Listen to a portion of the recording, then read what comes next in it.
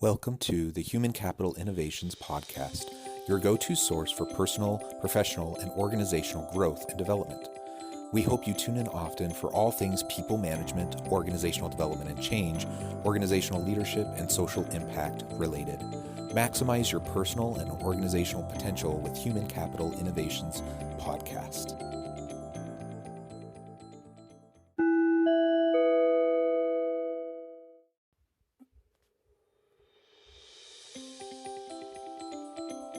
Welcome to the Human Capital Innovations Podcast. In this HBR Minute HCI podcast episode, I explore the recent HBR video, How to Get Through the Workday When the News is Terrible.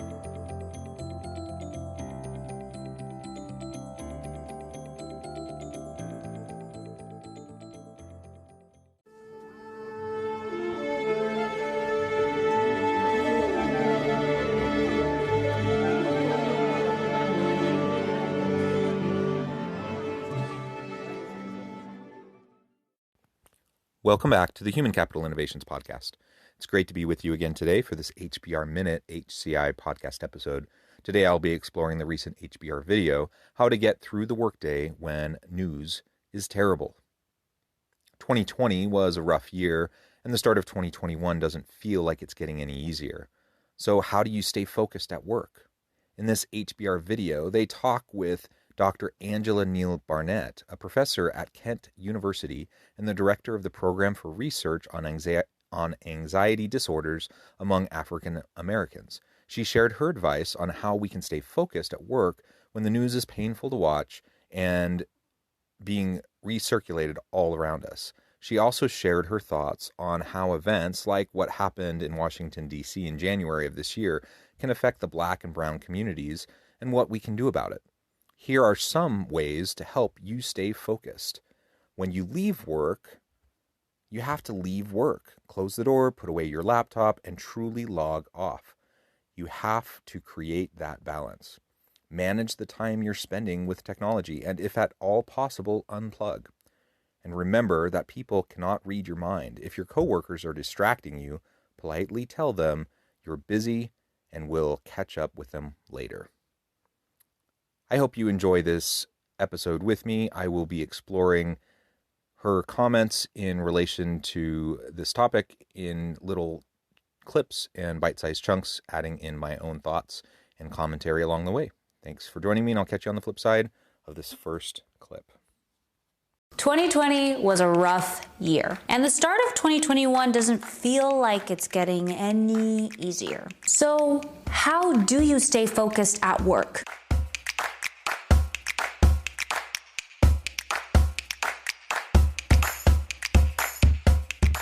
Asked Dr. Angela Neal-Barn, a professor at Kent University. She's also the director of the Program for Research on Anxiety Disorders among African Americans, also known as PRADA. I wanted to ask for her advice of how we can stay focused at work and how events like what happened in DC can affect the Black and brown community and what we can do about it. First of all, Miss Angela, I just want to say thank you for taking the time to meet with me and talk to me about this, because I think it's very timely and important to talk about. I want to first ask you, how are you feeling?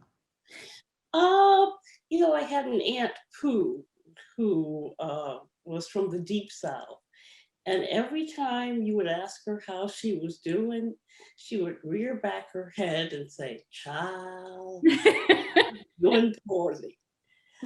And we used to laugh and laugh and laugh about that. But now I think I know exactly what Aunt Pooh was talking about. So I would say very honestly that I have good days and I have bad days right now. One way that I've been able to cope is social media. It's a way for me to connect with other people, laugh at memes, and for just a few moments forget about the horrible things that are happening outside of my four walls. But social media is also a double-edged sword. It's very easy to be caught up in the other uglier side. That comes with trolls, awful comments, and resurfacing videos that are incredibly triggering that also bring more trolls and more nasty comments. And none of this stops just because I'm at work. It's actually the opposite. So, one challenge I have is that my job is all about social media. Like, I have to be on, and a lot of other jobs are evolving to be that way too. Mhm. How can I and others find the balance between one, doing our job and by still maintaining to be on, Right. but still stepping back and taking a breather, because sometimes we can't unplug. We have to have our phones or our computers on. When you leave work, you have to leave work Mm. at work. So if your office is the bedroom, or if the office is the rec room, or an office in the basement, and when you close the door of the office and go up the stairs, you have to leave work behind. There's no doubt that this has been a rough year for everybody, no question about it. But as mentioned in this first clip, it has been a particularly hard year for Black and Brown individuals in the United States. With Black Lives Matter, the George Floyd moment, and we could list on and on and on, all of the things that have happened this year and the protests and such, it has been a really hard time. And add onto it the raiding of the Capitol on January 6th as we got into the new year. It was not a great way to start the year. And there were a lot of racial undertones, perhaps even overtones, to the handling of that situation in comparison to how the protests, the Black Lives Matter protests, were handled in the summer. And so there's a lot to unpack there. And as a white dude, I don't want to overstep my bounds, in trying to talk about what people in the Black community are feeling, or individuals who are from those populations. But I think it's worth noting that it is absolutely different for me in comparison to them in what I experienced. A lot of the events, like the insurrection in DC, happen between 9 to 5, which means we're at work, stuck to our computers, surrounded by technology, where we're able to see updates and developments that are continuously being recirculated on our feeds and social media and in the news over and over and over again. Is that not distracting? So how do you communicate with your coworkers or your managers? They may be involved and invested in this, but you're not. How do you tell them, hey, I need a break? Some people just walk away, and then people misinterpret what they've done. And I think it's really important to remember that people cannot read your minds. Mm. So it's so important to say, right now, I can't talk about this. And if you're still uncomfortable saying that, then you can say something like, "Oh, I have some work that people are expecting in the next hour, but I'll catch up with you at lunch or at break or whatever." But you have to be able to say what you are feeling. This is your life. This is your mental health. And it is okay to say, I cannot talk about this right now. What happened on January 6th is hard not to talk about, especially if you're Black or Brown, where a lot of these events affect us a little bit differently. I couldn't help but notice a drastic difference of how people that participated that day were treated incredibly different than those that went to DC last summer for the Black Lives Matter march. It just feels like we're in this space all over again, trying to explain how we feel. In this moment, how can we continue to take care of ourselves? Because it feels like we have to do that every couple of months. There are two Americas, and that's that added layer which has a impact on our mental health. Self-care alone is not going to allow us to protect our mental health in the ways that it needs to be protected, given the relentless onslaught of systemic racism that we face. So that the care has to be also woven throughout our workplaces. So as I'm looking at social media, as these events are unfolding, as I see hate speech, as I see horrible memes or videos or posts across different platforms, it's angering, it's frustrating, it's saddening. But amidst all of that, I never feel like I myself or my family are threatened. Perhaps that's just one of probably many ways that my experience is very different than those from the African American community. So what does this all mean, though, in the workplace? As they're describing in this first clip, we're interconnected constantly, and we can't turn it off. So just because I'm at work doesn't mean I don't know or hear about these events that are occurring. And in fact, many jobs require us to be plugged in and tracking the news directly, actively, constantly. And so if I'm at work and these things happen, how do I deal with it? How do I continue to be productive and not distracted while also being true to my authentic self and allowing myself to feel the very real emotions that I might be feeling? How can I, as a white person, be an ally for those who may be struggling in ways that I can't fully understand? How can I be supportive of them and make sure that I'm at a minimum not causing harm, additional harm and pain to them, but hopefully actually being a true ally and helping them and supporting them and uplifting them? These are the types of questions I have as I was watching this video and as I was re-listening to this first clip. And I would encourage you to consider some of these same questions. Ultimately, we can't control what happens in the world around us. We, to some extent, can control what our reaction to those events will be. But first and foremost, I think we have to be able to just be there for each other, to be real and vulnerable with each other, and to allow people space to deal with what they're dealing with, particularly when these really hard events, these hard issues continue to take hold.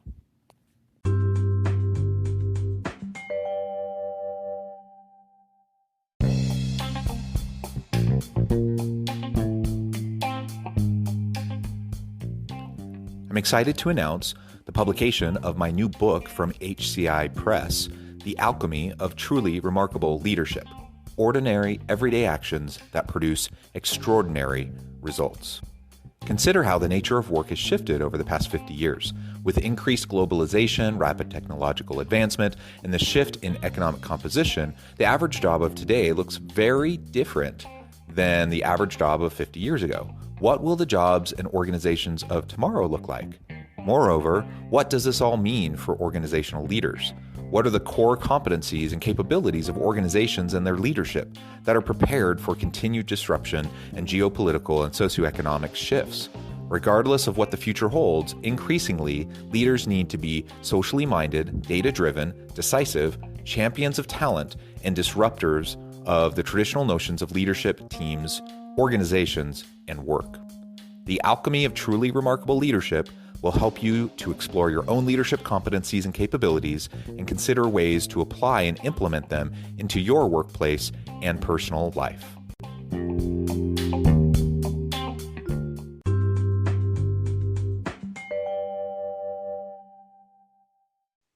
What if we are in a predominantly white workspace? Mm-hmm. Yeah, because it's very scary. It's very scary for non-Black, non-brown people to hear us say we need our own space. Because is that racist? Is that going to alienate people, etc.?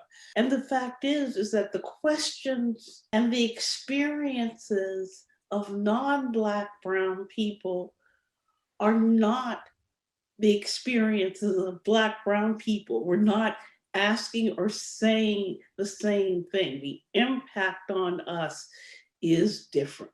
Right now, we need our own space.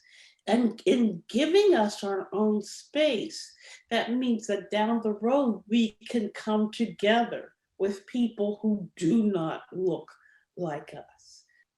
How can we stay focused while at work? In this sense, we have to be organized. And we can actually use our phones, our tablets, all those kinds of things. But we have to manage the time that we spend on it. And if at all possible, we have to unplug.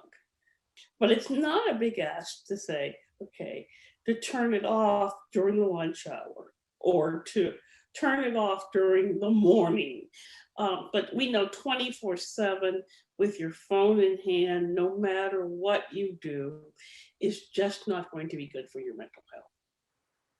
This feels like something I have to continuously practice, because this isn't the first time that something like this is going to happen, or something major. It doesn't even have to be political, but something big that can blow up on social media that can take my attention away from what my main focus is. It is Gladwell who says if you're going to become an expert in anything, you need 10,000 hours, right? So, 10,000 hours of practicing, okay, being in this kind of environment and yet protecting my spirit. I have to, before I do a Zoom call or even this interview, I have to put myself in the right mindset. So I have a theme song that I listen to. That song then puts me in the right frame of mind, and it soothes me enough so that I can do the meeting, or I can do the interview, or I'm clear in my purpose of what I'm doing in that hour or in that half hour.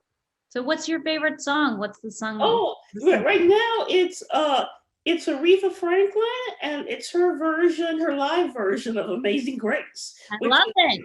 Oh, I do too, because it takes her a minute to say amazing. So As I think about what I can do or what I shouldn't do, I really appreciate the advice here, that we need to give people space. We need to give them their own space to process these types of events in the way that they need to. And sometimes that means they need to be able to talk. They need to be able to voice their concerns and frustrations and fears. But at other times, they don't want to talk about it. They just need space to process.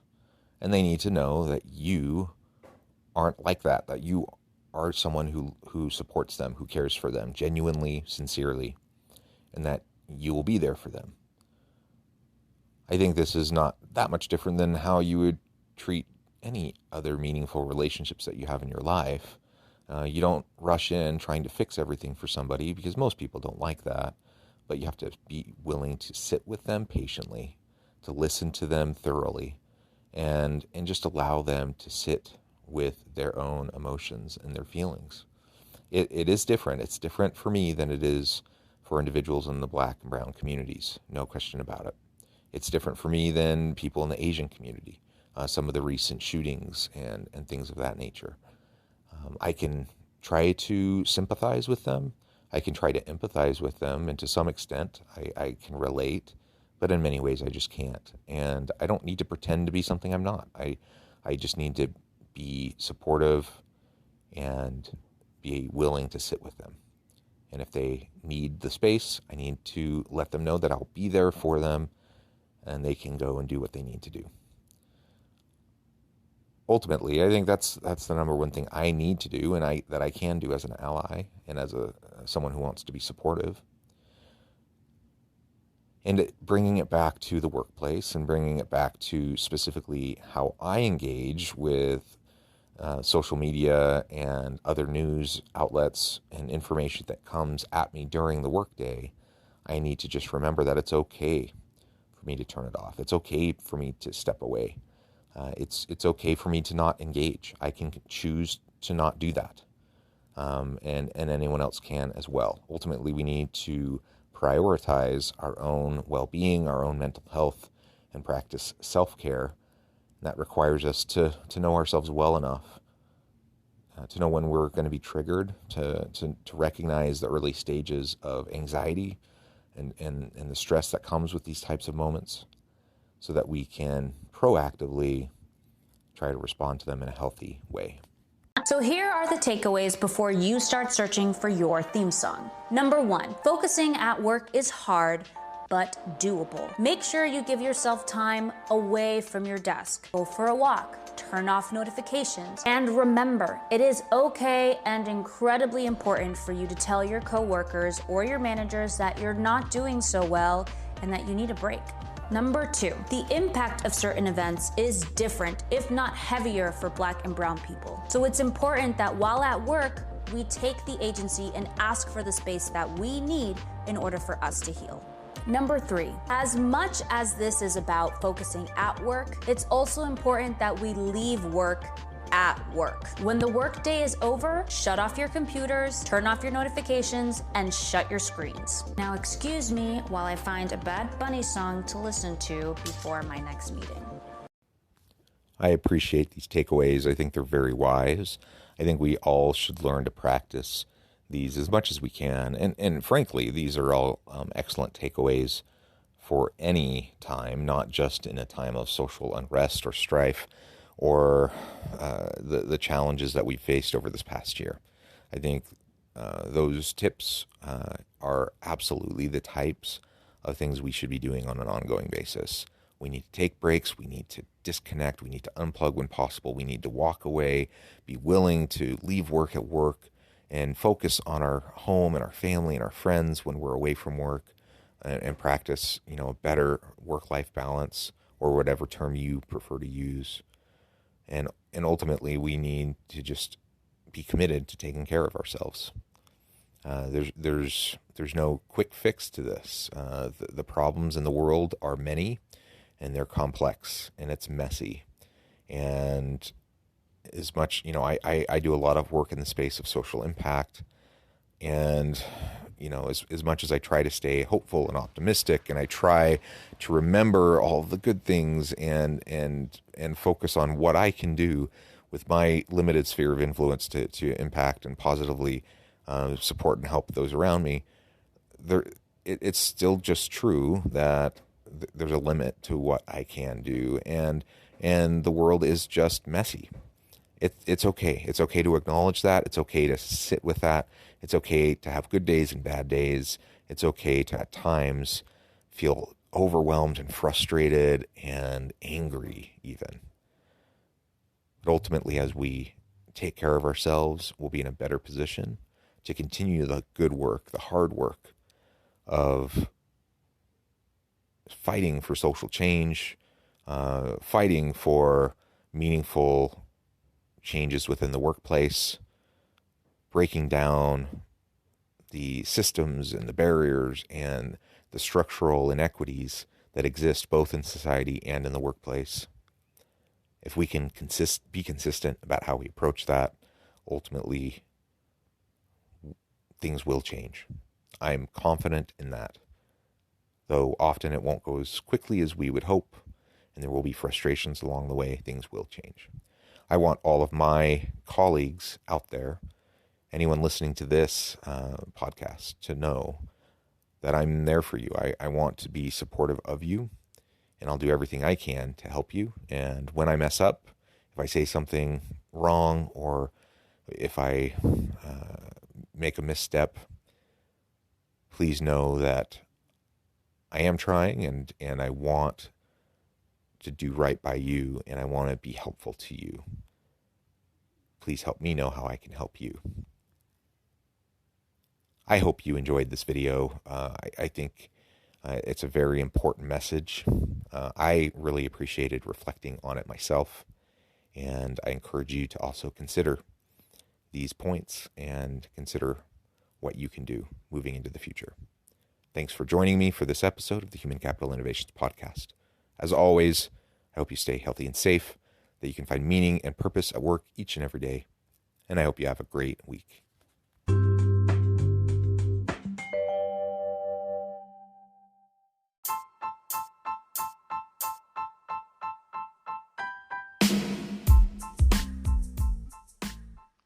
We are excited about the launch of HCI's new magazine, Human Capital Leadership. Human Capital Leadership is a free, interactive e-magazine designed to help individuals, leaders, and organizations find innovative approaches to maximize their human capital potential. We will be publishing issues quarterly in August, November, February, and May. Check out the first issue and let us know what you think.